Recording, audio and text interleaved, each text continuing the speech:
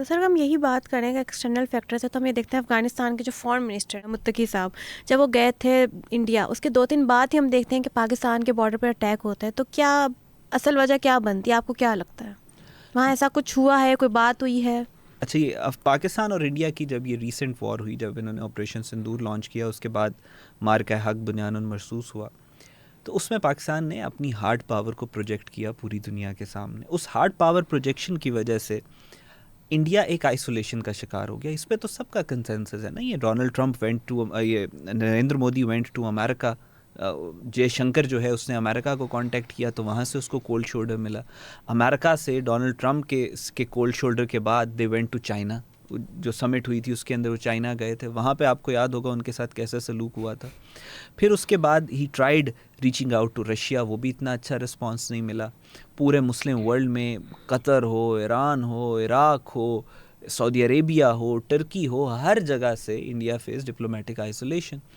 Gulf countries से India को बहुत शदीद आइसोलेशन फेस करनी पड़ी, और गल्फ़ कंट्री से जो रेमिटेंसेज आ रही हैं वो इंडिया का, उस पर इंडिया हाईली डिपेंड करता है।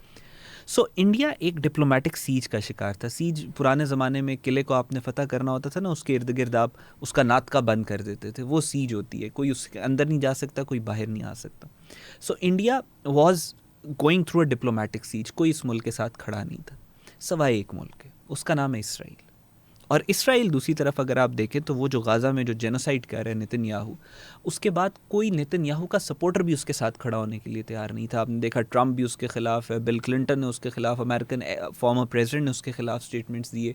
यूरोप के अंदर नेतन्याहू के खिलाफ बहुत शदीद प्रोटेस्ट हुए, इसके सारे एलाइज जो थे वो इसके खिलाफ हो गए। तो सिर्फ इंडिया था जो अनकंडीशनली इसके साथ खड़ा था, और ये इंडिया के साथ खड़ा था। तो ये दो मुल्क थे, the two most isolated countries were supporting each other. India के ऊपर बहुत ज़्यादा प्रेशर था, डिप्लोमेटिक प्रेशर भी था और वो सब कुछ। All of a sudden after few months आपने देखा कि अफ़गानिस्तान का फॉरेन मिनिस्टर इंडिया के, और अफ़गानिस्तान का फॉरेन मिनिस्टर जिसकी ना पॉपुलेशन इतनी ज़्यादा है, अफ़गानिस्तान जिसकी ना इकोनॉमिक ग्रोथ इतनी ज़्यादा है, ना मिलिट्री डेवलप, इन्हीं बेसिस के ऊपर आप किसी मुल्क के साथ ताल्लुकात बनाते हैं ना। इंटरनेशनल रिलेशन बहुत हार्ड कोर होते हैं। You don't get what you deserve, you get what you negotiate. आपके इंटरेस्ट क्या है? अब अफ़गानिस्तान से ना आपकी कोई ट्रेड इंटरेस्ट है, ना आपका कोई ग्रेन्स या गल्ला खुराक वगैरह इंडिया को मिलनी है, ना कोई वेपन्स, इनको अफ़गानिस्तान की कोई वेपन इंडस्ट्री बहुत अच्छी उन्होंने निकाल के देनी है, ना कोई वहाँ की पॉपुलेशन में ग्रोथ बहुत ज़्यादा है कि सारे डॉक्टर इंजीनियर्स और साइंटिस्ट हैं कि इंडिया को वो चाहिए अपनी ग्रोथ। तो इंडिया वो मुत्तकी के विज़िट के अंदर आपने देखा कि वो किस तरीके से उसको ऐसे ट्रीट कर रहे जैसे अमेरिका का फॉरेन सेक्रेटरी आ गया हो। क्या वजह है? उसके बाद वही मुत्तकी जिसके बारे में योगी आदित्यनाथ जो उत्तर प्रदेश का चीफ मिनिस्टर है, उसने चंद महीने पहले तालिबान की सपोर्ट में ट्वीट करने वालों को जेल में डाल दिया, वही उत्तर प्रदेश का जो चीफ मिनिस्टर है योगी आदित्यनाथ, वो मुत्तकी को प्रोटोकॉल दे रहा था सरकारी। वजह क्या थी?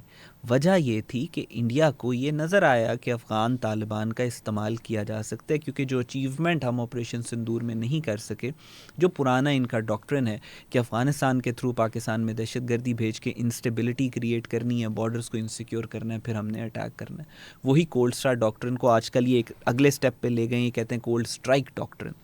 सो वही इनका मकसद था कि इसको वहाँ पे बुलाना, इंडिया की डिप्लोमेटिक सीज तोड़ना और पाकिस्तान के ऊपर हमले और अटैक्स करना। और exactly this is exactly how it unfolded.